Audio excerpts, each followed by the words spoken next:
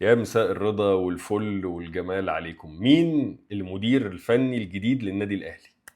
الموضوع ده وكذا موضوع تاني ليهم علاقة بالدوري، وبعد انتهاء 5 جولات من دوري نايل هقول لكم على شوية حاجات كده وتفاصيل مهمة. نمرة واحد، هقول لكم ليه كابتن حسام البدري اسمه ما كانش مطروح بالنسبة لإدارة النادي الأهلي.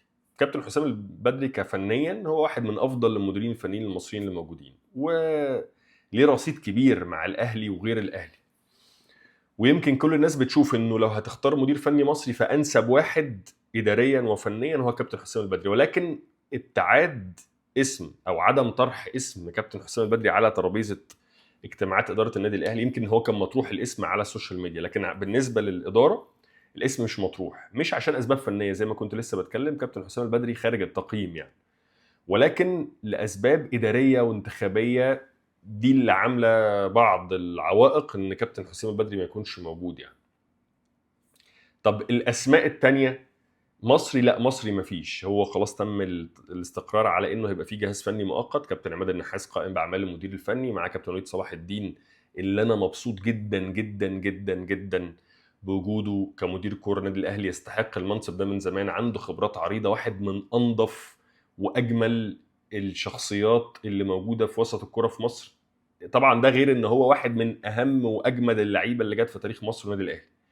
وكمان معاه كابتن عادل مصطفى، واحد من المدربين المميزين جدا يا جماعه، الواعدين جدا، اللي ان شاء الله يكون ليهم مستقبل كبير خلال الفتره اللي جايه، واللي انا برضو فرحان له جدا.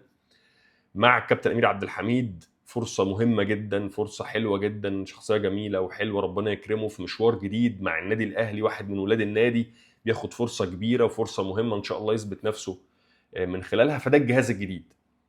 بس تم الاستقرار ان المدرب الجديد هيبقى اجنبي، خلاص خلصت الموضوع منتهي يعني. طب الجهاز الفني الجديد ده او المدرب الاجنبي الجديد ده هيكون مورينيو؟ لا طبعا يا جماعه، مورينيو مين؟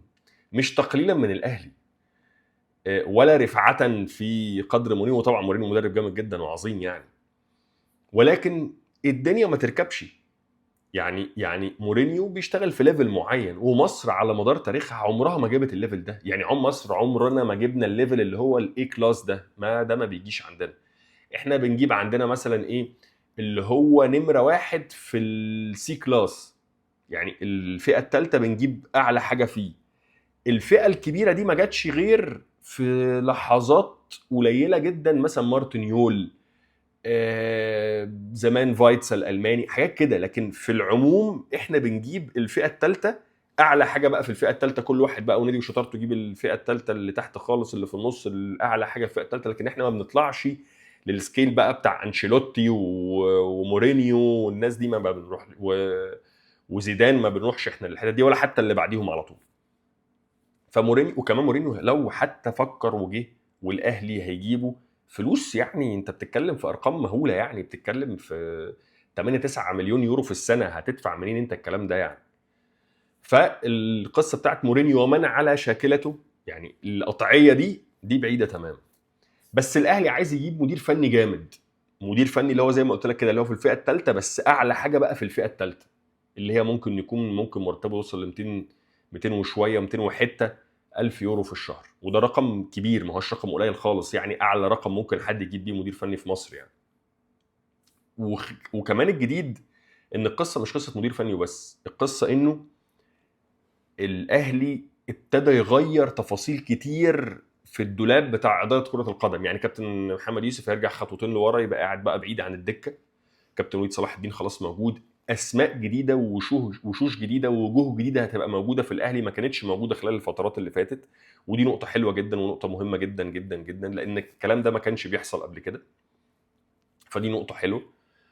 كانت الدنيا مقفوله على شويه على بعض الناس، فدلوقتي انت لا، انت دلوقتي هتبتدي تدي لوجوه تانية كانت الناس بتطالب ان هي تكون موجوده، كانت الناس بتقول يا ريت يكونوا موجودين، هتبتدي تدي لهم بعض الفرص، وان انت تفتح الباب شويه لاسماء كتيره، ما تبقاش محصوره على بعض الاسماء هي اللي موجوده.